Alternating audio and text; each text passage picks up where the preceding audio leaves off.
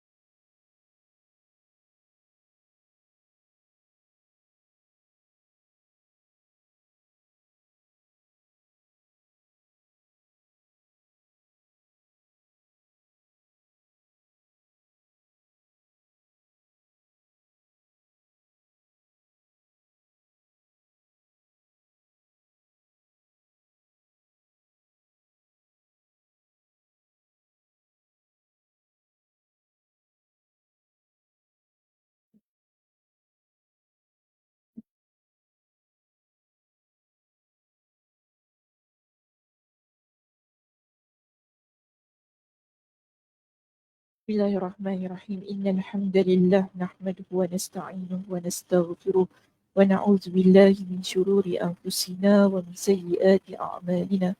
Man yahdihillahu fala mudilla lahu wa man yudlilhu fala hadiya lahu. Wa asyhadu an la ilaha illallah wahdahu la syarika lahu wa asyhadu anna Muhammadan 'abduhu wa rasuluh. Amma ba'd. Rabbi shrah li sadri wa yassir li amri wahlul 'uqdatam min lisani yafqahu qawli. Rabbi zidni ilma warzuqni fahma. Allahumma inna nas'aluka ilman nafi'a wa rizqan thayyiba wa amalan mutaqabbala. Assalamualaikum warahmatullahi wabarakatuh. Apa khabar? Sihat semua hari ni? Alhamdulillah. Dah makan? Makan apa? Goreng pisang? Roti, samosa. Apa dia? Kenapa ketawa? Makan samosa? Satu kelas makan samosa? Bukan ada orang bawa? Oh, patutlah bau makanan. Terus ambil bau je, orang kenyang. Alhamdulillah. Alhamdulillah kenyang. Tak apa, saya berbagi tak boleh makan, sebelum mengajar tak boleh makan berat. Nanti dia. Oh, tak ada yang makan prata hari ni? Kak Ram makan prata tak? Makan ke tak? Satu je? Oh, biasanya makan 3.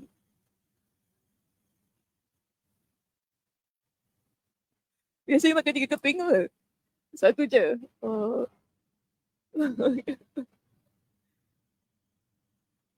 Mesti nak makan Kalau tak makan nanti lapar yang kelas kan. Sekejap bagi saya tengok lagi sikit.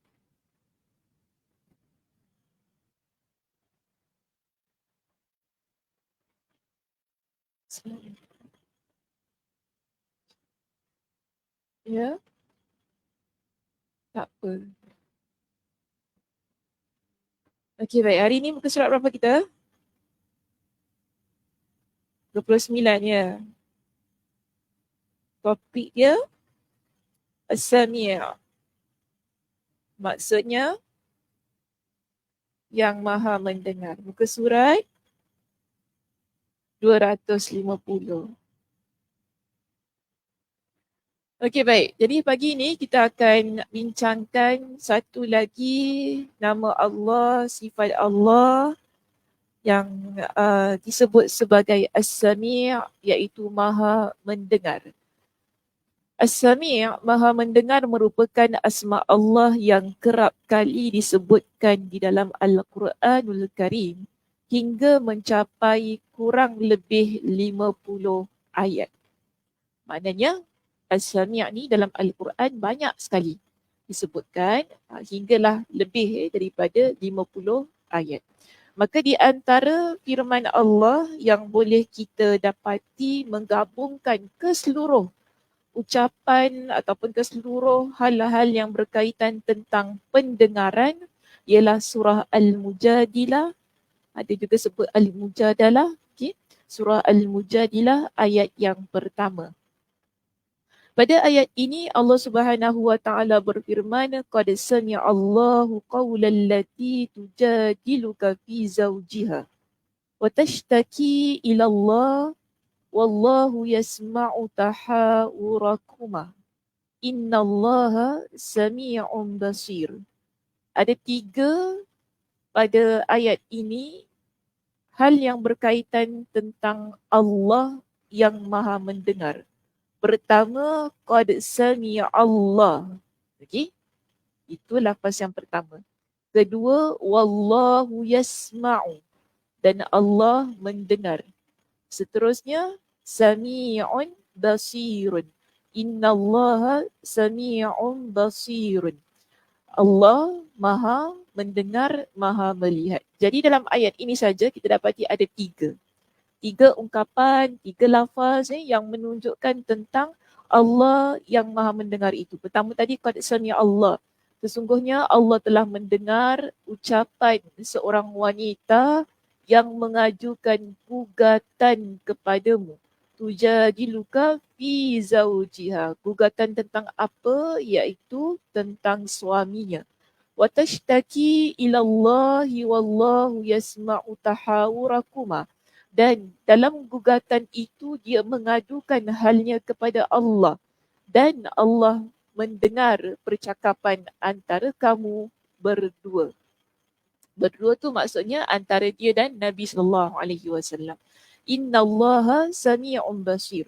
Dan sesungguhnya Allah Maha mendengar, Maha melihat. Ini tentang siapa nama wanita ni? Haula binti Sa'labah. Tentang apa? Suami dia menziharkan dia. Okey, kenapa suami dia ziharkan dia?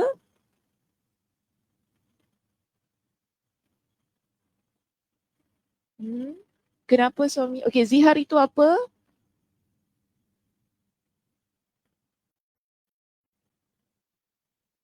Menyamakan apa?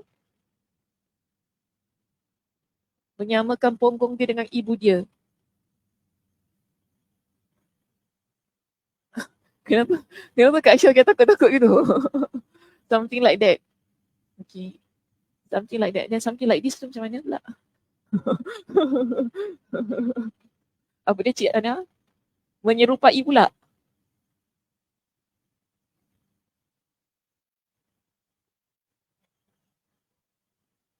Tak juga.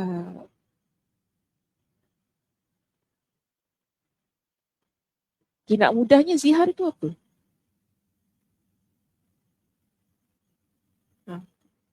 Menyamakan, okey. Menyamakan apa?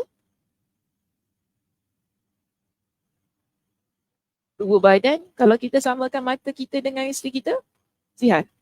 Mata awak sama macam mak I. I tengok mata you teringat mak I.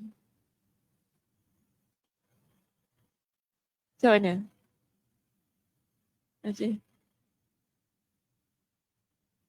mata sama. Karakteristik tu boleh. Tapi tak boleh tubuh badan. Mata bukan tubuh badan eh?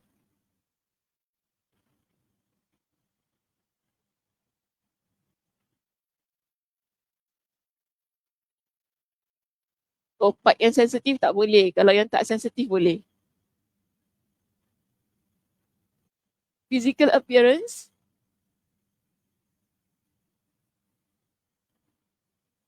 Macam mana Kak tu?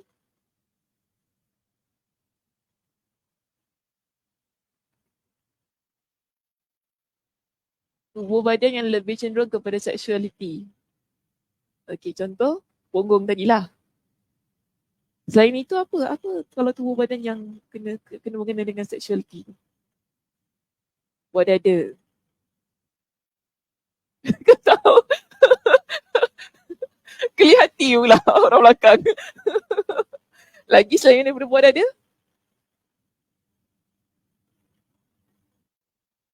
Okey. Kita dengan mahram kita halal tak tengok kita seluruh badan? Mahram kita halal ke tengok seluruh badan kita? Ke tak ada batas? Maksud saya, adik-beradik, adik lelaki kita, abang kita boleh tengok semua ke? Kenapa tadi cakap boleh? Adik kita, abang kita boleh tengok tak semua? Pakcik kita yang tak boleh kahwin tu pun boleh tengok tak semua? Tak boleh. Ada batas kan? Apa batas dia?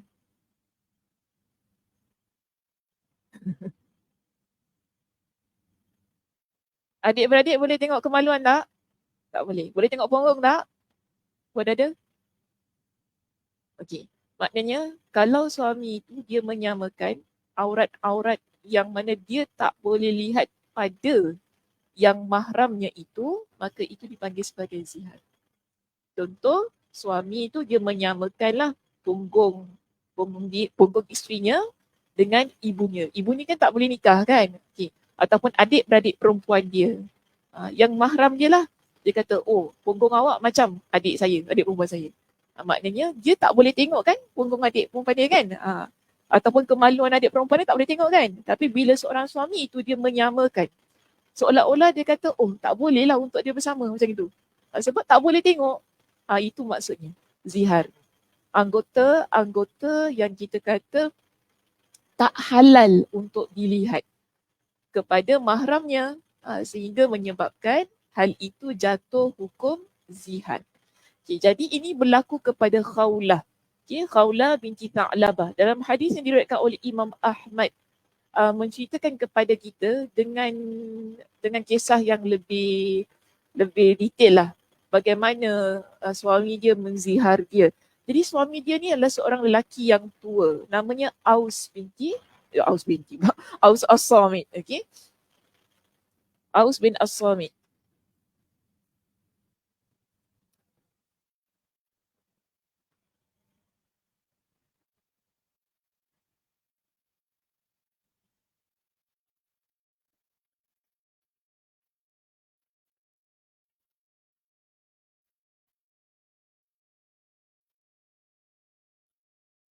Okay. Suami dia ini, dia ada satu karakter yang cepat marah. Cepat marah. Karakter yang kita kata suka marah-marah, grumpy lah kalau bahasa kita kan. Grumpy, sikit-sikit nak mengamuk, sikit tak puas hati. Dan dia ni lebih tua lah daripada Khawlah. Daripada Khawlah binti Tha'labah. Dan mereka ni sepupu. Mereka sepupu yang dikahwinkan lah. Kahwinnya dah lama lah kan. Jadi bila dua-dua ni dah meningkat usianya, biasalah ada perangai-perangai orang tua ni kadang-kadang susah sikit kan. Nak ni, cuba kita kalau suami kita yang dah berumur, apa rasa? Maknanya perangai, dia perangai. Dia ada perangai-perangai orang tua tu kan. So, Tha'labah ni. Khawlah ni, dia rasa marahlah pada suami dia yang mengucapkan satu ucapan pada diri dia. Iaitu pada satu hari suami dia ni pulang daripada rumah tu kan. Kemudian berlakulah sedikit salah faham lah pertengkaran antara dia dan suami dia. Suami dia ni bila dah mengamuk ni dia kata kepada Tha'labah, punggung kau macam punggung mak aku. Dia kata kepada Khawlah lah macam gitu. Jadi Khawlah ni diam lah kan. Diam. Seterusnya suami dia keluar daripada rumah, lepak-lepak dengan member semua kan, minum kopi lah kalau dalam konteks kita lah kan, berbual-berbual, dia balik rumah. Bila dia balik rumah, dia turn on lah okay. Maaf guna ayat tu. Dia macam tiba-tiba dia nak kan dengan Khawlah ni. Jadi Khawlah tak nak. Khawlah ni dia kata apa kepada Aus, engkau jangan dekati aku sampailah urusan kita berdua ini diputuskan oleh Nabi SAW. Tapi Aus ni degil. Aus ni dia paksa nak bersama. Jadi berlakulah sedikit orang kata pertengkaran tu kan sampai tarik menarik lah nak bersama tu. Jadi Khawlah ni dia kata sebab Aus ni lelaki yang tua, aku tolak dia tu jatuh. Aku tolak terus dia jatuh. Bila dia jatuh tu aku terus lari pergi rumah jiran. Pergi rumah jiran dengan tujuan nak minta jilbab. Maksudnya dia nak minta pinjam tudung lah dengan jiran dia ni. Dia terus pergi jumpa dengan Nabi SAW. Jadi dia bertemu dengan Nabi, dia ceritakan kepada Nabi ucapan yang disebut oleh Aus tadi pada diri dia. Yang kata bahawa punggung dia sama macam punggung mak dia. Jadi Haulah tanya kepada Nabi, wahai Rasulullah, bagaimana situasi aku dengan Aus sekarang ni? Adakah kami boleh bersama dan sebagainya? Pada waktu itu, Nabi SAW kata gini kepada Khawlah, wahai Khawlah, sudahlah kan, sudahlah sebab cousinmu tu, maksudnya suami kamu ni kan, adalah seorang yang syekhun kabir, seorang lelaki yang sudah tua. Dahlah bertakwalah kepada Allah, kembalilah kepada suami kau tu. Tetapi Aisyah radhiyallahu anha yang menyaksikan peristiwa ini, dia kata kepada kita lah, Khawlah tu dia tak berganjak di hadapan Nabi. Di hadapan Nabi tu dia terus berdoa dan terus berdoa kepada Allah Subhanahu Wa Taala agar Allah putuskan satu hukum tentang dia dan suaminya. Dan pada waktu itu juga Aisyah kata turun wahyu berkaitan tentang isu ini. Wahyunya apa? Inilah surah Al-Mujadilah ayat yang pertama. Yang mana Allah kata, qad sami'a Allah. Aku ni, Allah mendengar. Qad sami'a Allahu qawlal lati tujadiluka fi zawjiha. Sungguh Allah telah mendengar ucapan perempuan yang mengajukan gugatan kepadamu Muhammad tentang suaminya. Jadi Allah turunkan wahyu, Allah kata aku dengar apa yang wanita ini sebutkan ataupun pengaduan wanita ini kepada engkau. Yang mana aku juga dengar wallahu yasma'u tahawurakuma, dan Allah dengar percakapan antara kamu berdua. Sesungguhnya Allah pun kata innallaha sami'un basir. Jadi Allah turunkan wahyu pada waktu itu juga yang memberikan kepada Khawlah dengan jalan keluar. Bagaimana untuk atasi isu itu tadi, isu zihar itu tadi. Jadi turunlah ayat kan sampailah pada ayat yang kedua, masuk pada ayat yang keempat silap saya. Ayat kedua hingga ayat yang keempat, Allah Subhanahu Wa Taala berfirman tentang isu ini. Jadi pertama Allah, 2 hingga 4 Jadi yang pertama, Nabi pun kata kepada Khawlah bila turun ayat itu, engkau suruh suami engkau supaya memerdekakan hamba. Pertama. Khawlah kata begini kepada Nabi, kami ni tak ada hamba. Tak ada hamba yang boleh kami merdekakan. Okey, so kita pergi kepada kaedah yang kedua, cara kedua untuk melepaskan diri daripada zihar itu. Yang kedua, Nabi kata, okey, kalau tak ada hamba untuk dibebaskan, kau suruh dia untuk berpuasa 2 bulan berturut-turut. Jadi Haulah kata apa? Suami aku ni lelaki yang sudah tua dan dia tak mampu untuk berpuasa 2 bulan berturut-turut itu. Okay. So Nabi kata okeylah kalau gitu tak apa. Kita pergi kepada penyelesaian yang ketiga. Penyelesaian yang ketiga ialah beri makan 60 orang miskin. Haulah kata dia tak ada duit nak bagi makan orang miskin. So macam mana? Maksudnya si Aus ni miskin lah. Dia sendiri miskin. Macam mana dia nak beri makan? Kan 60 orang miskin tu. Dia sendiri miskin. Okey, Nabi kata macam ni lah. Nabi bantu, Nabi berikan 1 bakul kurma. Beri makan orang miskin. Khawlah kata, kalau gitu tak apa, aku tambah lagi 1 bakul kurma. Maksudnya Khawlah ni dia bantu suami dia untuk bebaskan diri daripada zihar tu tadi kan. Jadi dah dua-dua ni, Nabi pun puji Khawlah. Nabi kata, ahsanti. Engkau ialah seorang wanita yang baik. Kerana engkau bantu suami engkau, okey sekarang ambil kurma ini, beri makan 60 orang miskin, tambah lagi dengan kurma yang kau ada. Maka di situ ni hadis riwayat Abu Daud. Ya, tadi mula-mula saya baca hadis riwayat Ahmad. Saya masukkan terus kepada hadis riwayat Abu Daud. Jadi gabungan daripada kedua-dua hadis itu kita dapati bahawa cara seseorang itu nak membebaskan diri dia daripada zihar, pertama ialah dia mesti apa? Merdekakan seorang hamba. Ini kita panggil sebagai kafarah, denda. Denda yang perlu dia buat. Apa? Pertama, bebaskan hamba.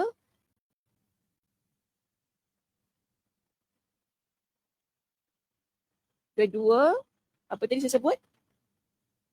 Puasa 2 bulan berturut-turut.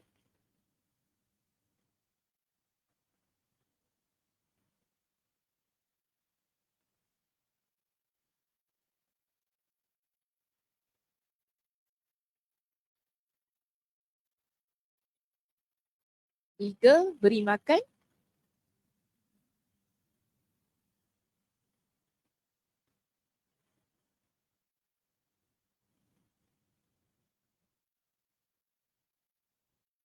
Jadi ini yang perlu dibuat oleh seorang suami apabila dia menzihar isterinya. Selagi tak buat ini ataupun inilah maksud salah satu ya. Pertama, kedua, ketiga, selagi dia tak buat semua perkara ini ataupun salah satunya lah, bukan semuanya salah satunya, selagi tak buat salah satunya ini, maka haram untuk dia bersama dengan isterinya. Okey? Selagi tak buatlah maknanya haram. Tak boleh untuk menyentuh isteri tu. Tapi zihar ni bukan talak Zihar bukan talak. Masih lagi hubungannya suami isteri. Cuma dia tak boleh sentuh isteri dia selagi mana dia tak buat salah satu daripada denda yang telah disebutkan dalam Al-Quran dalam surah Al-Mujadalah tadi, ayat yang pertama hingga keempat. 1 hingga 4. Dan kemudian dikuatkan dalam hadis Nabi sallallahu alaihi wasallam, hadis riwayat Ahmad dan juga riwayat Abu Daud.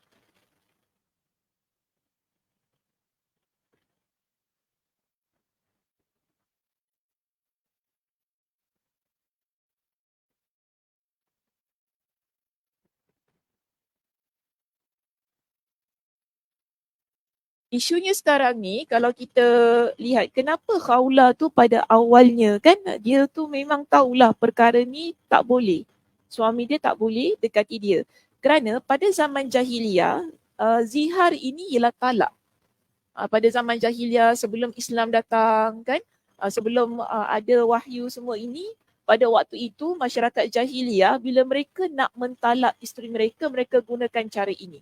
Iaitu mereka menyamakan tubuh badan yang tadilah yang dilarang tadi dengan mahram mereka seperti ibu, seperti anak perempuan, seperti apa lagi, adik-beradik yang tak boleh dinikahi semua inilah. Mereka samakan dengan tujuan untuk mentalak isteri mereka.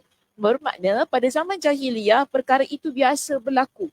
Kemudian bila datangnya Islam, stop. Benda tu tak ada. Dan tak ada lagi lah di kalangan lelaki-lelaki ini yang mentalak isteri dengan cara yang sedemikian. Jadi kirakan Khawlah inilah kes pertama yang berlaku dalam Islam. Kes zihar yang pertama berlaku sehingga Nabi SAW pada waktu itu pun merasakan tidak ada apa-apa. Dia perlu pulang. Namun Khawlah, Masya Allah, kita nampak di sini, dia merasakan bahawa hal ini perlu diberikan perhatian yang lebih. Sehingga dia berdoa kepada Allah itu tadi dan doanya dikabulkan oleh Allah Subhanahu Wa Taala. Allah turunkan wahyu dan menyelesaikan isu zihar yang berlaku pada diri dia. Dan bila berlaku tentang kisah Khawla ini ataupun kes Khawla ni, barulah semua orang tahu. Oh, rupanya begitu hukum zihar ni dalam agama Islam. Bermakna beliau ialah wanita yang telah membentuk satu kes yang baru dalam agama dan akhirnya terbentuklah juga hukum ini dalam agama kita. Masya Allah. Sebab tu Khawlah ni wanita yang sangat istimewa lah. Umar radhiyallahu anhu sangat menghormati dia. Ada ketika zaman Umar, Khawlah ni ada tegur Umar tentang sesuatu isu dalam pemerintahannya. Kemudian pembantu Umar ni marah wanita ni. Kata, siapa perempuan ni nak nasihat-nasihatkan Umar kan? Umar kata, biarkan. Dia nak cakap apa, biarkan. Kau tahu tak ni siapa? Inilah wanita yang mana doanya didengar oleh langit. Wanita yang mana Allah turunkan wahyu kerana dia. Maknanya bukan calang-calang wanita. Kalau Allah dah turunkan wahyu kerana dia, kerana doanya, bermakna wanitanya salihah. Wanita yang sangat taat kepada Allah Subhanahu Wa Taala, taat kepada Nabi sallallahu alaihi wasallam. Jadi sebab itulah bila asalnya ia merupakan talak, namun bila masuk kepada hukum Islam, dia tidak lagi menjadi talak. Bermakna kalau berlaku dalam rumah tangga kita, ia taklah menyatakan bahawa berpisah suami isteri itu. Tidak. Masih lagi semua hal-hal lain semua berlaku kan. Nafkah, apa-apa tanggungjawab, boleh duduk satu rumah, aurat pun tak ada masalah. Cuma tak boleh bersama. Selagi tak buat salah satu daripada kafarah yang telah Allah Subhanahu Wa Taala tetapkan itu tadi. Okey. Baik, terus kita lihat di sini. Maka pada ayat itulah kita dapati Allah Subhanahu Wa Taala menyebutkan tentang sifat Allah yang maha mendengar daripada peristiwa Khawlah binti Tha'labah itu. Sampaikan ada tiga lafaz sami'a tu kan. Satu sami'a, satu yasma'u, satu lagi sami'un. Sampai sekali tiga Allah gabungkan untuk menunjukkan betapa maha mendengarnya Allah Subhanahu Wa Taala dalam kes ini. Seterusnya kita lihat kepada dalil yang kedua. Dalil yang kedua ialah surah Asy-Syura ayat yang ke-11. Allah Subhanahu Wa Taala berfirman, "Laisa kamitslihi syai'un wa huwas samiul basir." Tidak ada sesuatu pun yang serupa dengan Allah, itu dengannya, dan dia yang maha mendengar, maha melihat. Dan berikutnya kita lihat pada ayat yang ke-127 surah Al-Baqarah. Ini tentang Nabi Ibrahim alaihissalam. Wa idh yarfa'u Ibrahimul qawa'ida minal baiti wa Ismail Rabbana taqabbal minna innaka antas sami'ul alim. Dan ingatlah ketika Ibrahim meninggikan fondasi Baitullah bersama Ismail seraya berdoa, Ya Rabb kami, terimalah amal dari kami, sungguh engkaulah yang maha mendengar, maha mengetahui. Daripada ayat ini kita faham Allah mendengar semua doa hamba-Nya. Setiap apa yang didoakan oleh hamba-Nya, Allah Subhanahu Wa Taala mendengar dan mengabulkan doa tersebut. Jadi di sini kita lihat maksud as-sami' dengan erti kata yang umum disebutkan begini. As-sami' artinya dia maha mendengar semua suara dalam pelbagai bahasa dan beragam keinginan atau permintaan. Tidak ada perbezaan dalam pendengarannya, baik perkataan yang lirih dan rahsia mahupun yang terdengar jelas. Ini sifat Allah yang berkaitan tentang maha mendengar. Jadi Allah maha mendengar semua suara kita. Dalam tak kira apa pun bahasa. Kita cakap bahasa Melayu ke, bahasa India kan, Mandarin, Cantonese, apa-apalah bahasa kan. Bahasa apa lagi? Boyan, Jawa, Jawa.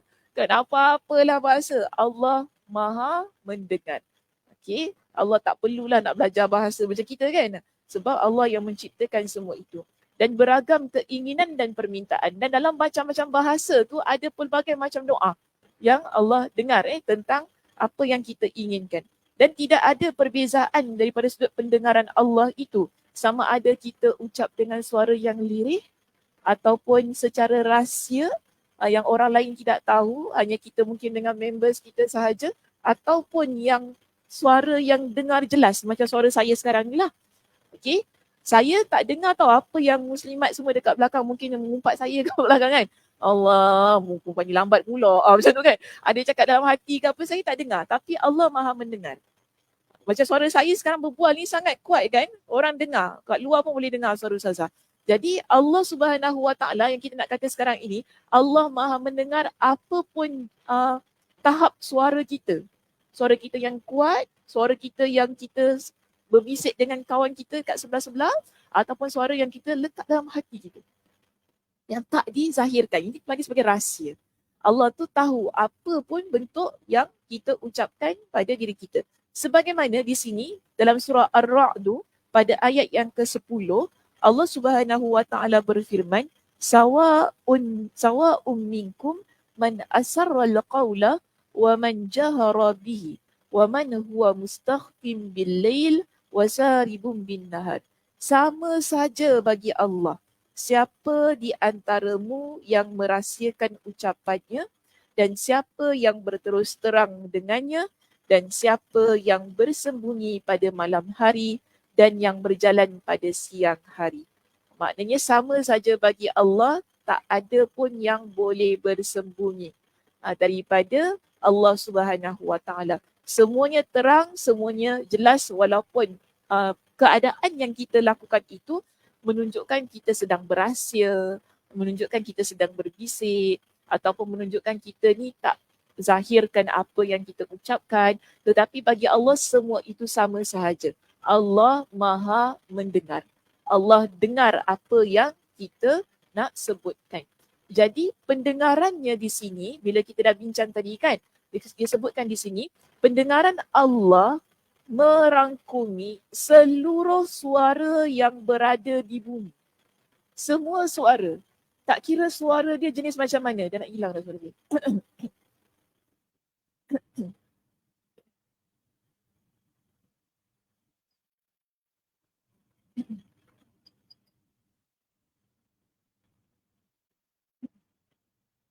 Okay, mencakup seluruh suara yang berada di bumi. Sehingga semua suara tersebut tidak ada perbezaan dan tidak ada pula yang tertukar bagi Allah. Okay, antara satu suara dengan satu suara yang lain. Kak Su, cuba Kak Su berbual nak dengar suara. Ustazah, apa khabar lembutnya Kak Su? Masya Allah. Pemalu? Oh, pemalu. Kak Zah sebut sama Kak Zah macam Kak Su boleh? Oh, Ustazah cantik. Masya Allah. Cuba dua-dua sebut sebentar. Kenapa ketawa? Sebutlah sebentar. Kalau sebut gitu saya tak dengar lah. Betul, sebab kita tertukar. Yang mana satu aku nak dengar. Nampak tak? Tapi Allah tak. Allah tak gitu. Kalau satu kelas ni berbual, Allah tahu setiap satu apa yang dibualkan. Saya duduk depan, saya dengar bunyi macam lebah kan. Ngong. Tadi Kak Su dengan Kak Zah walaupun suara dia lirih tu kan, walaupun kita dekat kan, tapi bila dah bergabung suara, saya tak dapat detect mana satu. Saya nak dengar ini ke yang ni. Walaupun daripada awal tadi saya dah tahu dah cakap apa.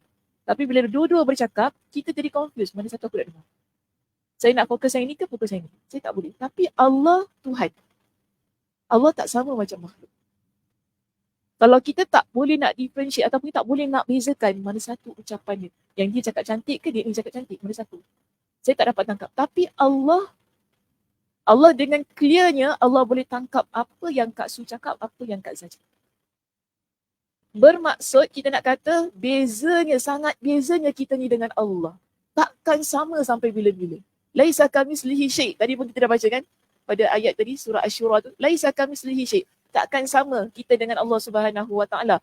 Kita boleh dengar kan? Tapi pendengaran kita takkan sama macam mana Allah dengar.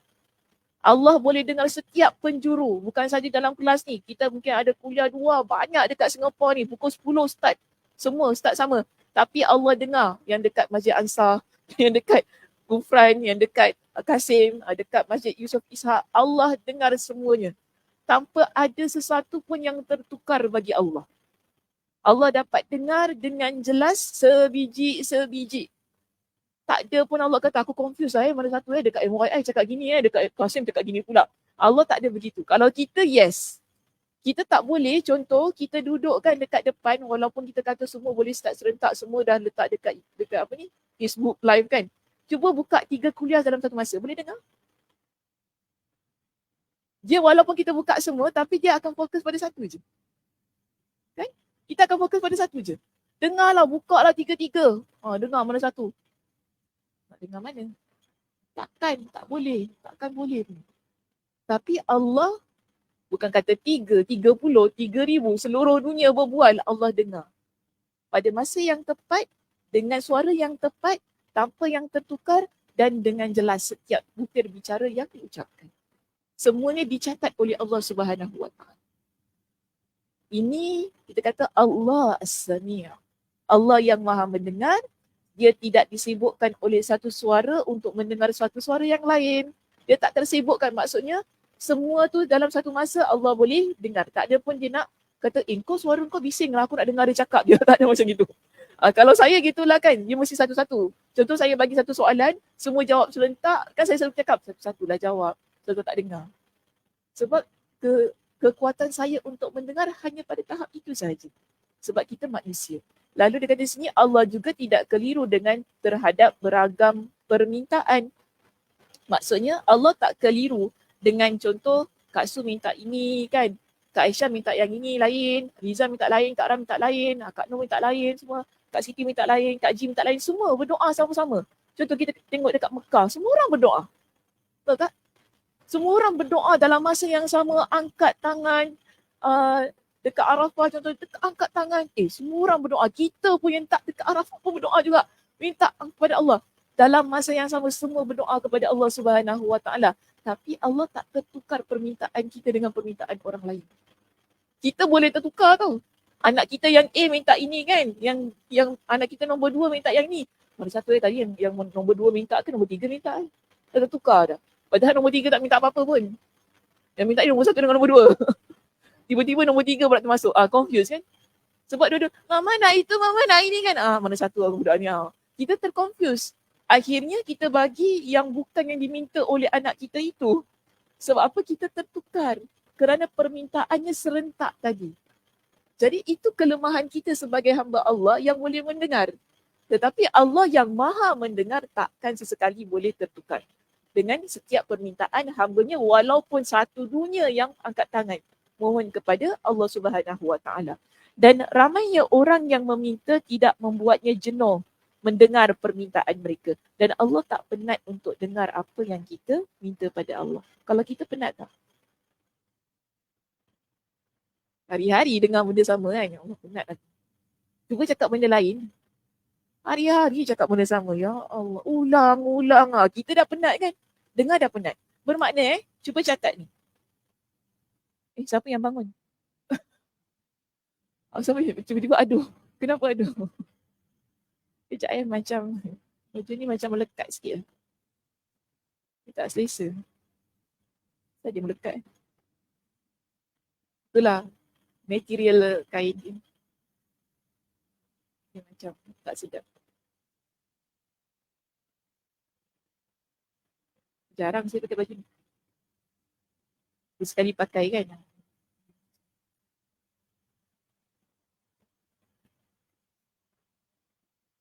Ni boleh padam? Boleh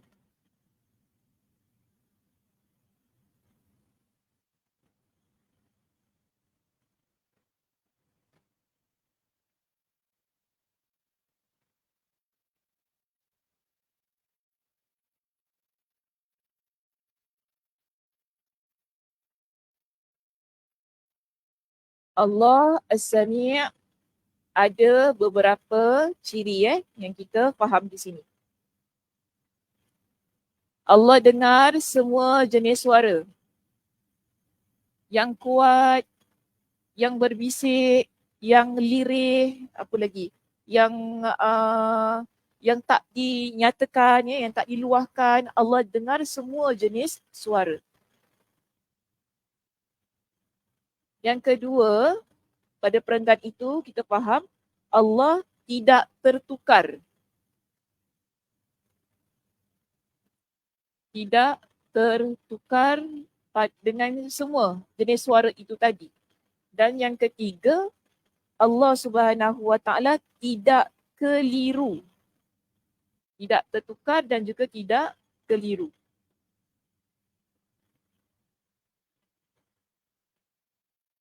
Yang keempat, Allah Subhanahu Wa Taala tidak penat untuk dengar.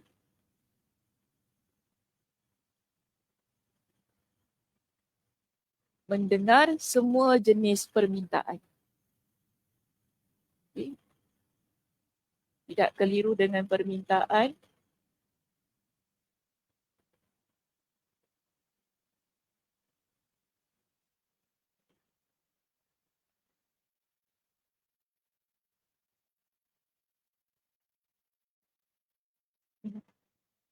Jadi 4 perkara ini yang membuktikan bahawa Allah As-Sami'. Allah Maha mendengar. Tak penat tu penting, sangat penting. Sebab kalau kita akan penat dengar berbagai macam komplain. Contoh kan, kalau kita ni jadi duduk dekat front desk kan, orang datang sikit-sikit komplain mikrofon tak kuat, nak komplain. Gambar tak clear, macam-macam kan. Komplain. Orang kat depan dengar, yelah, ya kak, apa lagi kak komplain? Dia penat kan. Masuk hari pertama okey lagi semangat, masuk kerja semangat tau. Dengar macam-macam komplain. Masuk hari kedua, aku dah tak boleh lah. Dia berkata dah tak boleh angs. Aku dah tak boleh angs. Macam banyak sangat benda yang kita dengar, komplain orang itu ini kan. Tapi kita kena dengar. Namun Allah Subhanahu Wa Taala tidak ada rasa penat sedikit pun. Mendengar pelbagai macam permintaan kita, apa yang kita inginkan, apa yang kita adukan kepada Allah Subhanahu Wa Taala.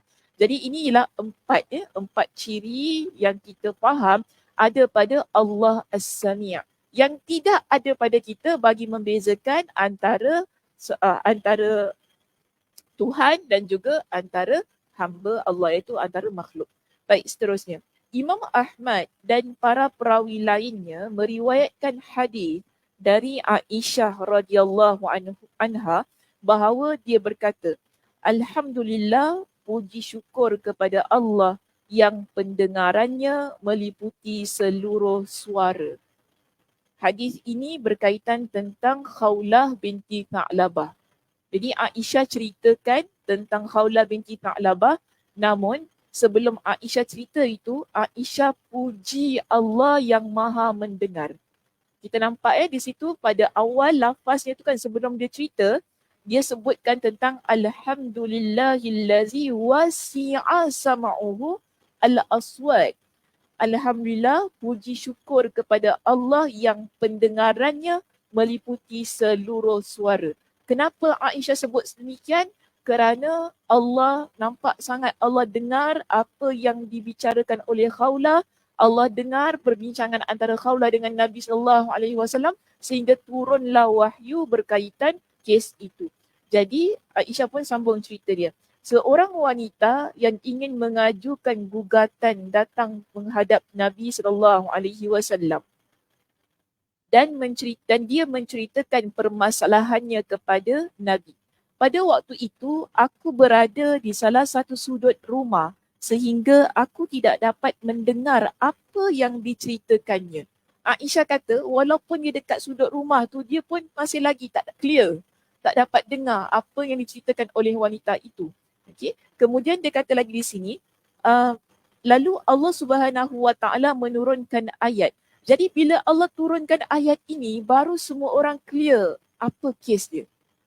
Iaitu qad sami'a Allahu qaulal lati tujadiluka fi zawjiha wa tashtaki ila Allahi wallahu yasma'u tahawurakuma innallaha sami'un basir.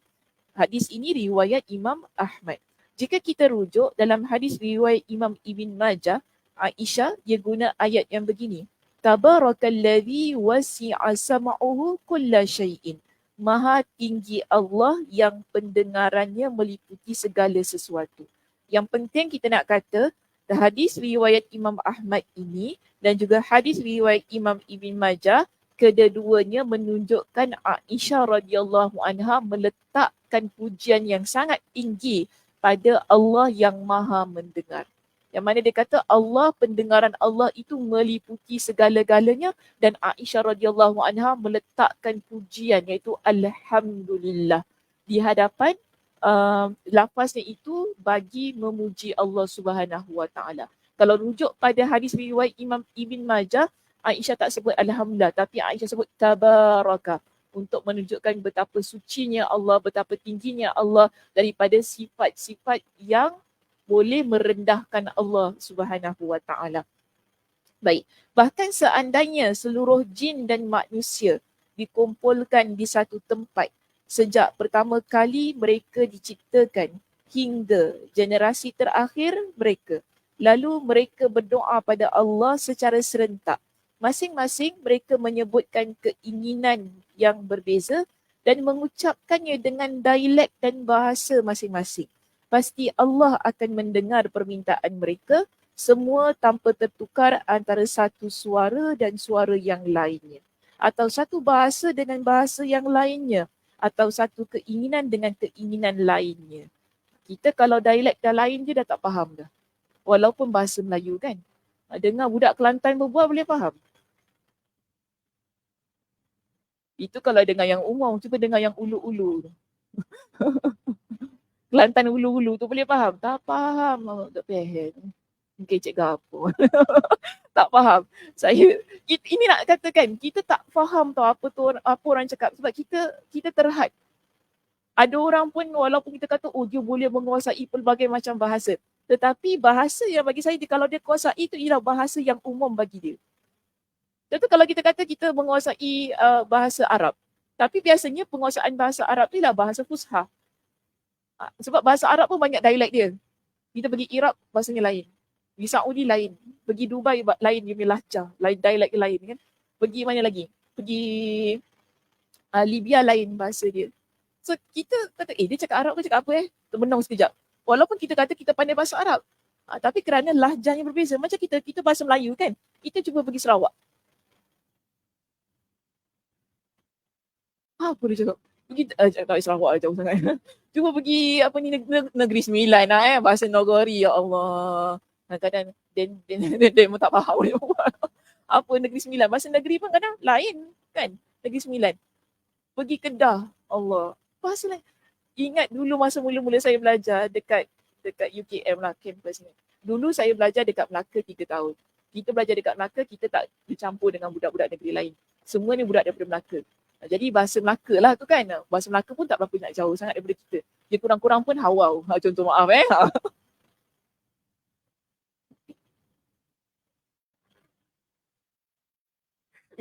minta maaf. Bahasa kasar tu. Dia orang kasar. Bahasa dia orang kasar kan. Orang Melaka gitulah bahasa dia. Jadi bila saya lepas 3 tahun tu saya pergi UKM ni dekat Bangi lah. Tapi UKM ni kan dia university, international university kan. Dalam tu, daripada satu Malaysia datang belajar kan. Masa orientation tu paling kelakar. Saya kawan dengan budak Perak.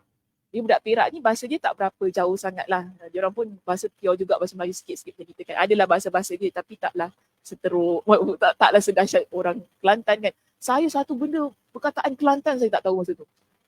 Budak sebelah ni budak Kelantan.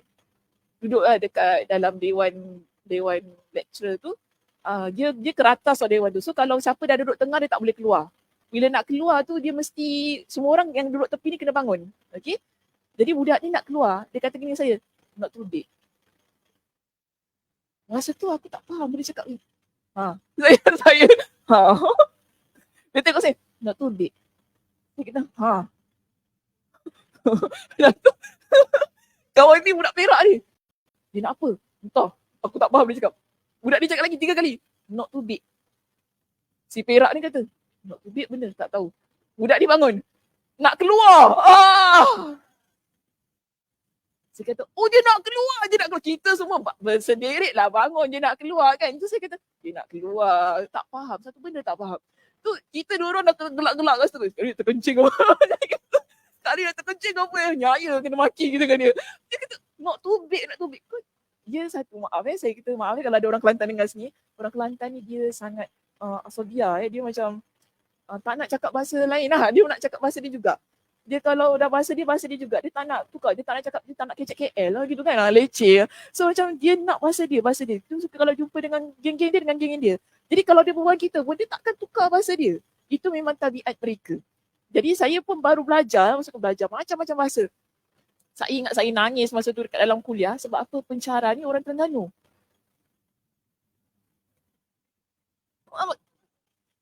Kecik Ganu all the way. Aku tak faham. Dia cakap Ganu satu patah haram. Saya kata tak faham saya. Saya nak catat ni dalam syariah. Masa tu belajar fiqh ibadat masa tu kan. Kuliah fiqh ibadat. Masuk dalam kuliah dia cakap bahasa Terengganu all the way. Saya dekat belakang ni cakap, aku tercengang satu, sedih satu sebab tak faham kan. Kita belajar sebab kita nak faham apa yang kita belajar kan. Bagi saya at least kalau dia cakap bahasa Arab pun saya boleh faham lah orang kata kan. Dia cakap Terengganu. Waduh, so saya nangis lah masa dekat dalam dewan kuliah tu kan. Dia cakap bahasa apa ni tak faham. So saya tanya kawan saya, dia cakap bahasa apa? Dia cakap Terengganu lah. Ya. Tapi first time tu saya dengar tu memang mengalir air mata. Sebab satu benda pun tak dapat nak catat. Sebab apa? Masa kita belajar ni dekat universiti, kita tak ada kitab tau. Kita depends betul-betul dengan apa yang pensyarah cakap dekat depan. Kau orang pandai-pandai catat apa aku cakap. Macam gitu belajar kan. So kita tak ada kitab rujukan, tak ada buku. Yang macam sekarang semua ada kitab kan. Bayangkan kalau saya mengajar tak ada kitab. Boleh? mengamuk terus keluar kan. Apa dia cakap tu, tak ada kitab susah kan. Jadi tak dapat nak ikut.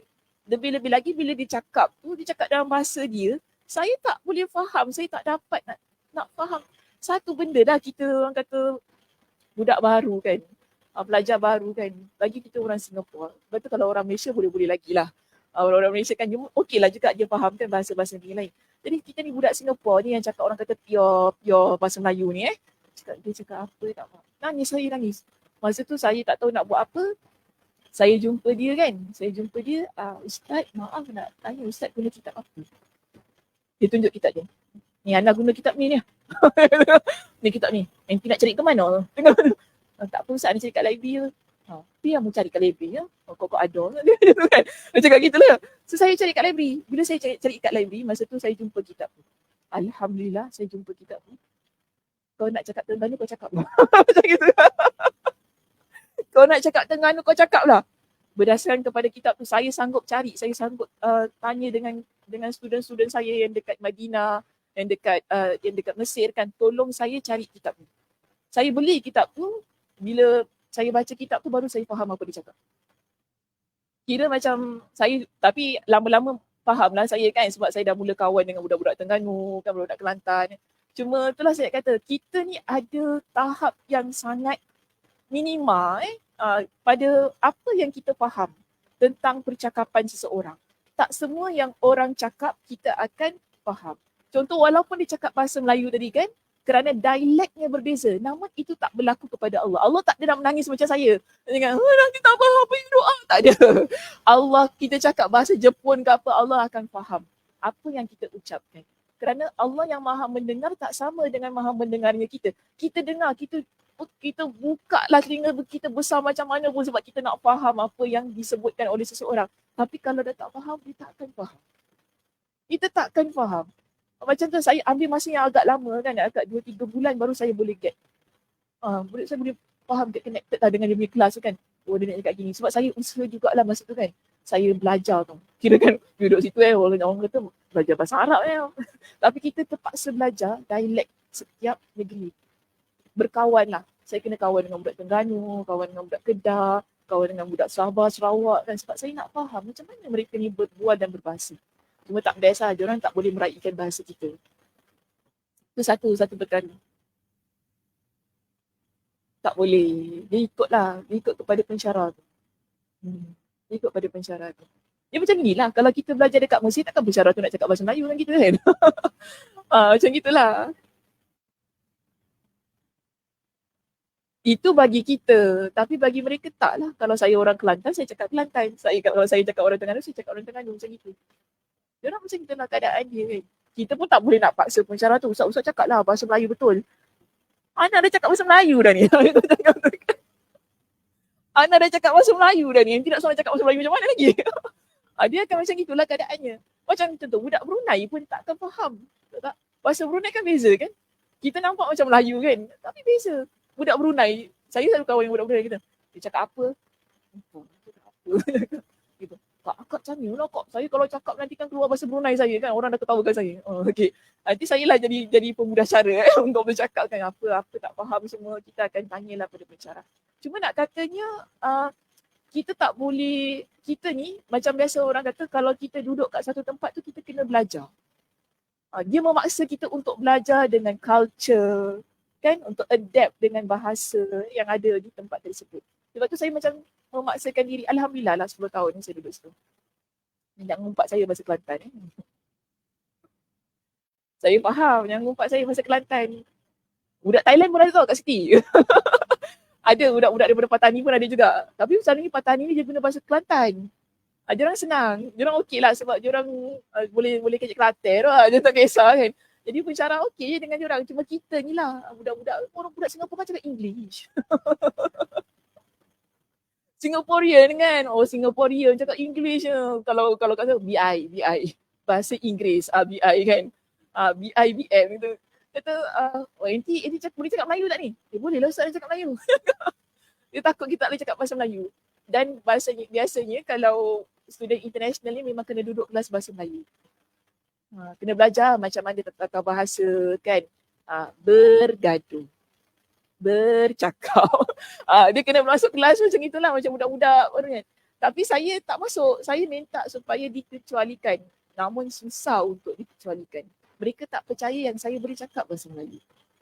Saya tak tahu nak cakap apa lagi dengan orang tu. Saya boleh cakap bahasa Melayu. Yelah, awak boleh cakap bahasa Melayu. Tapi awak boleh menulis tak bahasa Melayu? Saya boleh tulis bahasa Melayu. Kalau nak suruh saya buat karangan sekarang pun saya boleh buat. Mati-mati dia suruh saya duduk. Sebab bagi saya waste time lah kalau saya duduk kelas bahasa Melayu tu. Kan masa saya punya kena bayar lagi kan kelas tu kan. Saya kata saya tak nak. Turun naik. 3 bulan akhirnya lepas juga. Tapi kesan kawan saya yang Brunei tak lepas. Dia kena duduk juga. Dia kata, kau lawan lah cakap. Tak apalah, malas. Sebab dia punya cara tu leceh. Kita nak kena bergaduh dulu. Kita nak kena nangis dulu. Nak kena apa kan. Macam-macam hal lah. Barulah boleh. Dia tak terima.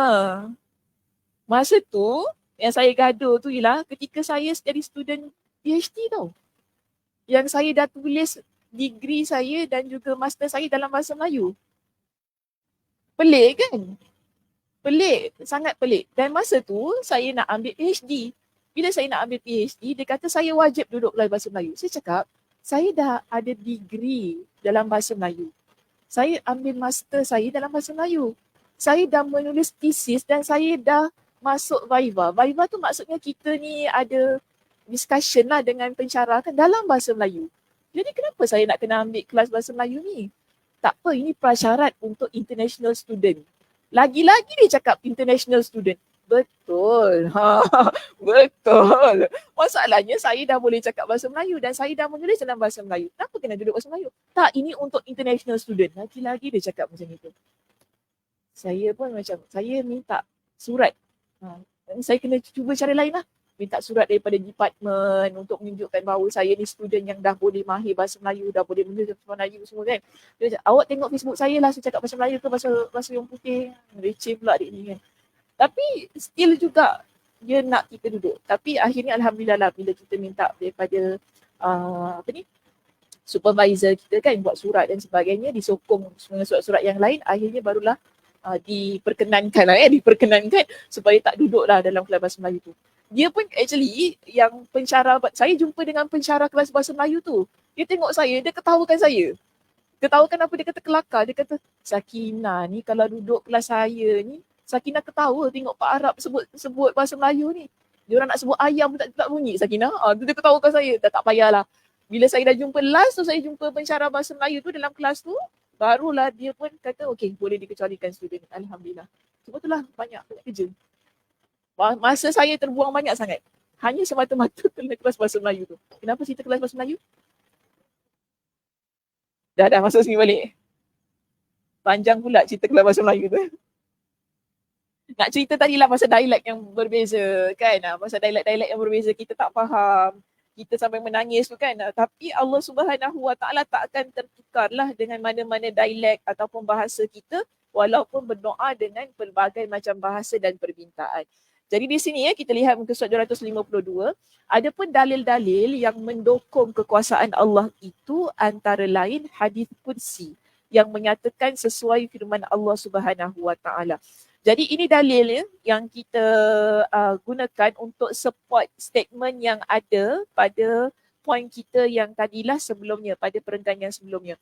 Iaitu hadis ni saya juga pernah bawakan dalam kelas ini daripada awal hingga akhir. Cuma untuk pengajian ini kita ambil yang bahagian ini saja ya. Ya ibadi law anna awwalakum wa akhirakum wa insakum wa jinnakum qamu fi sa'idin wahidin fasa'aluni wa a'taitu kulla wahidin mas'alatahu ma naqasa dhalika min mulki syai'a illa kama yanqusul mikhyatu idza ghumisa fil bahri. Wahai hambaku, seandainya generasi pertama dan terakhir kalian, iaitu generasi pertama ni sejak zaman Nabi Adam sampailah nanti kita ni nak pada generasi yang terakhir itu pada hari kiamat nanti, Allah kata yang mana di kalangan generasi pertama dan generasi terakhir, mereka itu terdiri di kalangan manusia dan jin. Semuanya berdiri di satu padang yang besar. Dan semuanya dalam masa yang sama fasa'aluni, berdoa meminta kepada aku. Wa a'taitu kulla wahidin mas'alatahu. Akan aku berikan kepada setiap satu mereka tentang apa yang mereka minta. Jadi ini kita nampak daripada hadis ini, Allah beritahukan kepada kita manusia daripada zaman pertama, generasi pertama, dan manusia sampailah kepada generasi yang terakhir. Semua ini dan di kalangan jin dan manusia, mereka duduk di satu tempat, berkumpul bersama-sama dan semuanya berdoa kepada Allah. Allah dengar setiap doa mereka. Walaupun dalam keadaan yang sedemikian. Dan Allah berikan setiap satu pada mereka ni dengan apa yang mereka minta.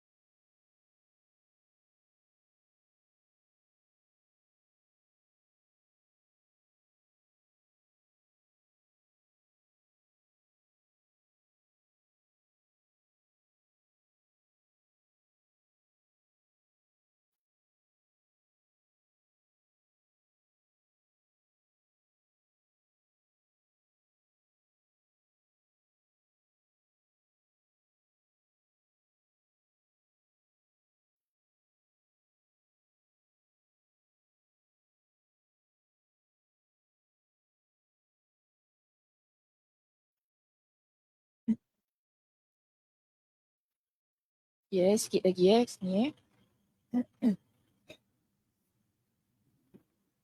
Tadi saya cakap pasal apa?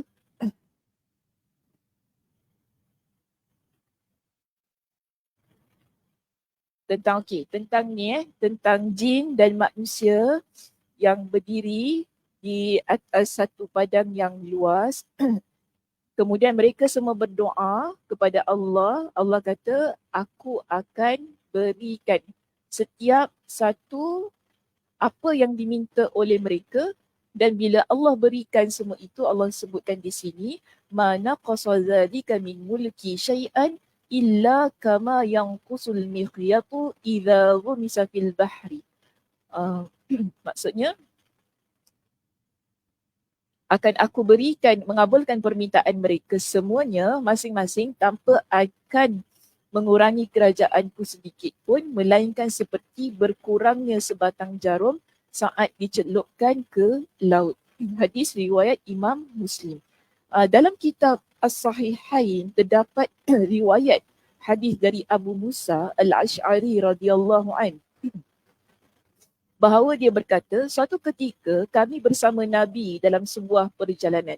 Ketika itu, jika melalui jalan yang mendaki, kami bertakbir. Nabi SAW pun bersabda, Irba'u ala anfusikum fa innakum la tada'una asamma wala ghaiban. Walakin tada'una sami'an basiran qariban. Jadi ini peringatan yang Nabi berikan kepada para sahabat.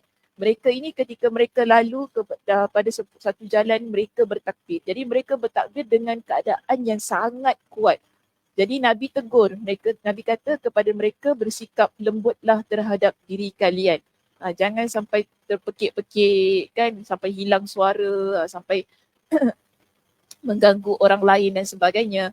Jadi di sini Nabi kata sesungguhnya kalian tidak berdoa kepada zat yang tuli. Maknanya nak kata Allah tu bukan tak dengar. Allah Maha mendengar.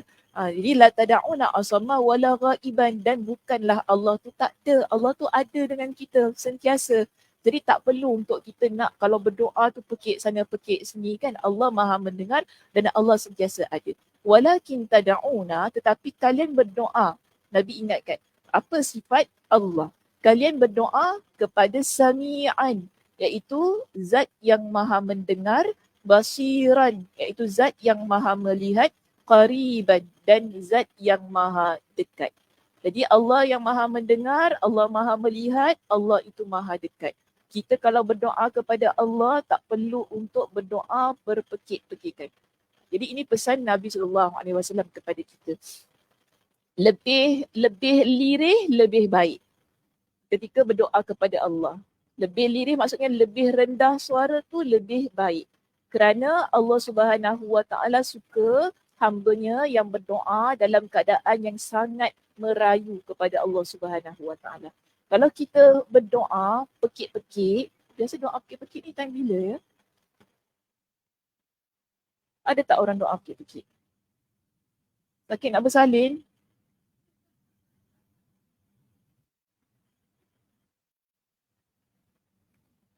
Dekat Gaza. Oh, dia doa macam tu. Tak maksud saya. Doa pekik ni kan, doa yang yang geram, doa yang macam menyalahkan Allah. Doa yang menyalahkan Allah. Itu maksud doa pekik-pekik. Masa bersalin tu menyalahkan Allah. Kenapa aku beranak apa tu?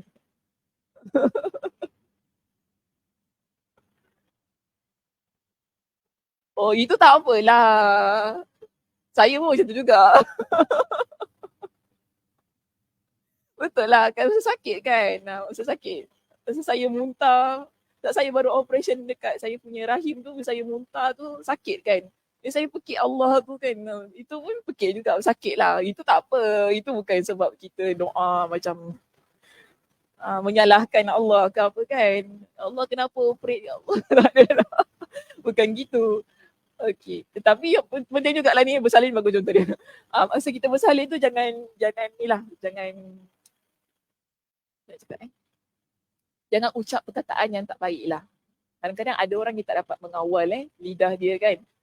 Dia rasa kan sebab dia pekik. Ada saya dengar dia maki-maki suami dia lah apalah. Sebab awak lah macam saya kena beranak gini sakit. Patut awak lah yang tanggung. Tak payahlah marah-marah gitu kan. Dah nak beranak aja. Macam gitu.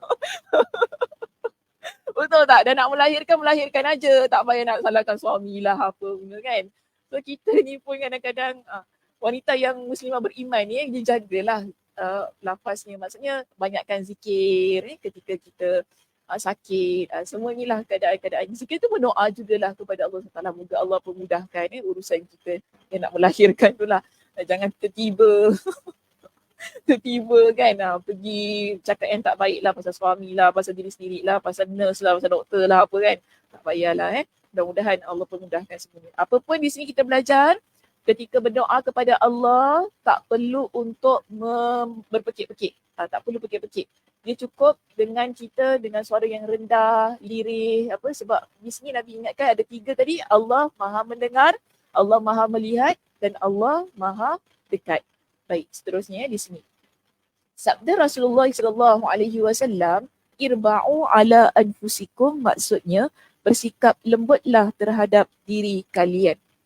Maka jangan membebaninya dengan mengeraskan suara. Kerana Allah tidak memerlukan kerana Allah tidak memerlukan yang demikian. Okay. Zat yang kalian sebut dalam takbir itu ialah zat yang maha mendengar dan maha melihat.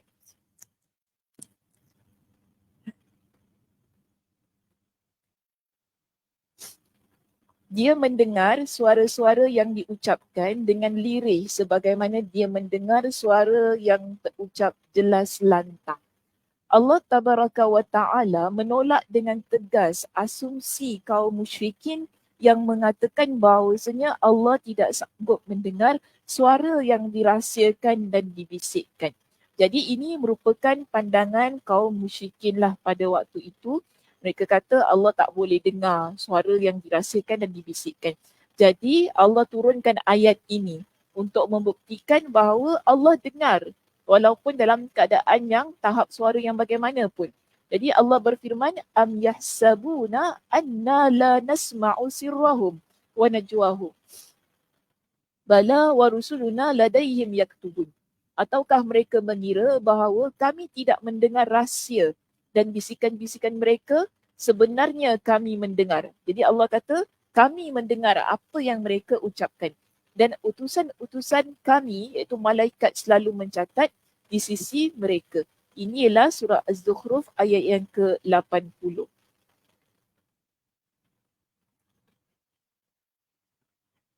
Baik, dalam satu lagi kisah di sini, dalam kitab As-Sahihain juga disebutkan hadis dari Abdullah ibn Mas'ud radhiyallahu an.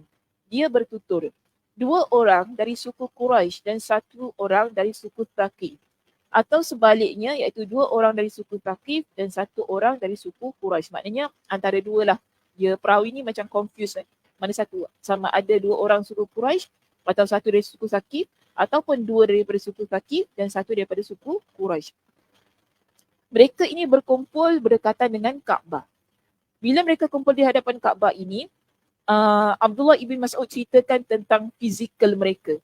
Ni bukan body shaming jangan tiba-tiba pula kata dalam hadis ada body shaming. Tak, bukan. Dia nak ceritakan tentang keadaan diri mereka. Perut mereka penuh dengan lemak. Maksudnya? Okay.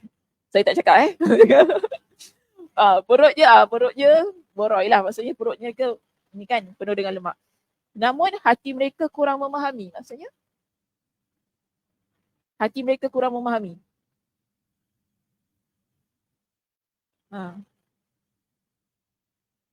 Perutnya boroi tapi kurang bijak. Itu maksudnya. Okay, kurang bijak. Maknanya tak ada ilmu lah. Makan je banyak. Tapi tak banyak belajar. Itu maksudnya lah kan. Jadi perut mereka penuh dengan lemak namun hati mereka kurang memahami. Minta maaf takut kasar pula ayat tu. Okay. Maksudnya banyak makan tapi kemudiannya mereka ni kurang memahami. Salah seorang dari mereka lantas bertanya, menurut kalian, apakah Allah mendengar apa yang kita ucapkan? Boleh tanya gitu pula dekat depan Kaabah.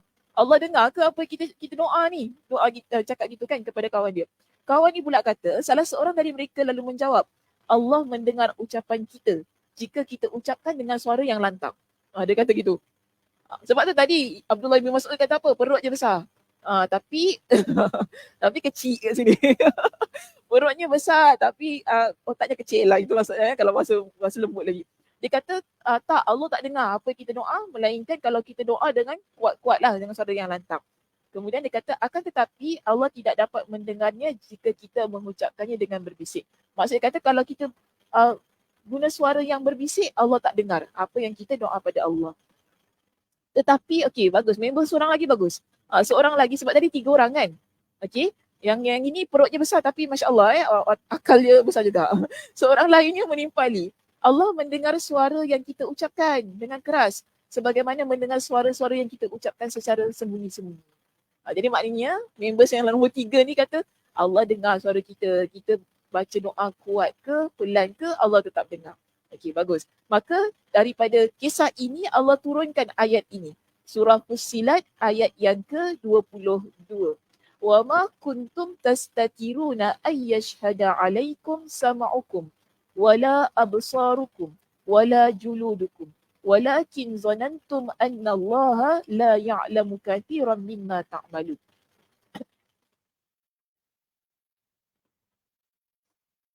Dan kamu tidak dapat bersembunyi dari kesaksian pendengaran, penglihatan dan kulitmu terhadapmu, bahkan kamu mengira Allah tidak mengetahui banyak tentang apa yang kamu lakukan. Di sini Allah nak beritahukan kepada kita ni kalaulah kita ni manusia yang mana Allah menyaksikan semuanya, dan kulit kita, pendengaran kita, pandangan mata kita, semuanya akan menjadi saksi untuk kita, maka semua ini menunjukkan bahawa Allah mengetahui apa yang kita lakukan. Tak kira sama ada dilakukan secara bersembunyi ataupun dilakukan secara terang-terangan. Sama juga tak kira sama ada yang kita ucapkan itu secara perlahan ataupun yang kita ucapkan secara kuat ketika berdoa pada Allah. Baik, di dalam nas ayat serta hadis di atas, iaitu ayat Al-Quran tadi dan hadis-hadis yang kita bincangkan tadi kan, tentang sami'an, basiran, qariban dan semualah kisah-kisah yang telah kita tampilkan tadi, terdapat penjelasan bahawa kerosakan akidah yang terkait dengan sifat Allah Tabaraka wa Ta'ala dan asma'nya mengakibatkan rosaknya perbuatan, penyimpangan agama, jatuhnya hamba ke dalam kehancuran, kebinasaan dan kerugian. Maknanya begini, kalau kita ada akidah yang rosak tentang Allah, setiap perbuatan kita juga akan menjadi rosak. Macam tadi, lelaki yang 3 orang tadi kan ketika mereka discuss tu kan, kalau kefahaman mereka tentang Allah itu silap, yang menyatakan Allah cuma dengar yang kuat sahaja, kalau yang perlahan Allah tak dengar, ini kerosakan daripada sudut akidah. Kerana akidah kita tentang Allah As-Sami', kita tahu yang ni 4. Allah itu dia maha mendengar semua jenis tahap suara. Sama ada yang kita tak lafazkan, sama ada yang kita lafazkan secara perlahan ataupun yang kita sebutkan secara kuat. Dan di mana sahaja suara kita itu Allah Subhanahu Wa Ta'ala maha mendengar. Namun orang yang rosak akidahnya dia kata Allah tak dengar, Allah akan dengar yang kita cakap kuat. Itu rosak. Jadi kita akan beramal dengan cara yang salah. Sebab tu penting bila kita belajar tentang As-Sami' itu tadi, kita ada satu kefahaman yang benar sebagaimana dalam firman Allah Subhanahu Wa Ta'ala yang berikutnya di sini ya, pada surah Fussilat ayat 23 hingga 24. Wa zalikum zannukumul ladzi zannantum bi rabbikum ardaakum fa asbahtum minal khasirin. Fa iyasbiru fannaru mathwal lahum wa in yasta'tibu fama hum minal mu'tabid. Dan itulah sangkaanmu yang telah kamu sangkakan terhadap Rabbmu, iaitu dugaan itu telah membinasakan kamu. Iaitu sangkaan kita yang Allah tu cuma dengar yang kuat saja, yang Allah cuma dengar yang zahir sahaja, ini adalah satu kebinasaan untuk diri kamu. Sehingga jadilah kamu termasuk orang yang rugi. Fa iyasbiru, meskipun mereka bersabar atas azab neraka, maka nerakalah tempat mereka, tempat tinggal mereka, dan jika mereka minta belas kasihan, maka mereka itu tidak termasuk orang yang pantas dikasihani. Kerana apa? Kerosakan akidah yang ada pada diri mereka. Yang mereka menisbahkan sesuatu kepada Allah dengan penisbahan yang tidak tepat. Berkaitan tentang sifat-sifat Allah itu. Okey, sampai sini dulu kita untuk hari ini. Boleh? Boleh ya? Baik, apa pengajaran yang kita peroleh dari perbincangan pagi ini? Yang pertama, kalau kita berdoa, tak perlu pekik-pekik. Macam itu ya. Bila kita berdoa, tidak perlu untuk kita mengeraskan suara kita ataupun berteriak-teriak. Ini semua ialah sesuatu yang melanggarlah apa yang diperintahkan oleh Allah Subhanahu Wa Ta'ala dan Rasulullah. Baik, itu yang pertama. Yang kedua ada? Nak cakap kan? No?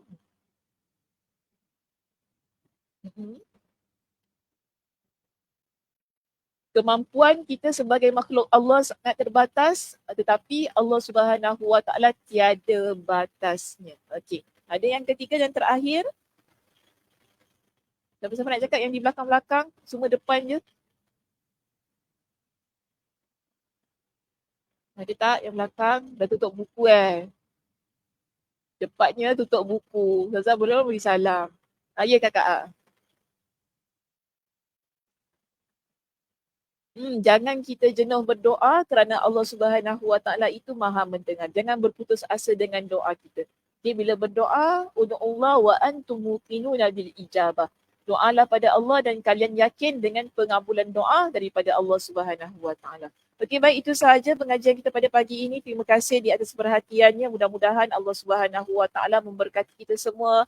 Allah Subhanahu Wa Taala memberikan kepada kita dengan kesihatan, kelapangan masa untuk terus-terusan beramal ibadah kepada Allah Subhanahu Wa Taala. Saya tutup dengan tasbih kafarah. Subhanakallahumma wa bihamdika asyhadu an la ilaha illa anta astaghfiruka wa atubu ilaik. Assalamualaikum warahmatullahi wabarakatuh.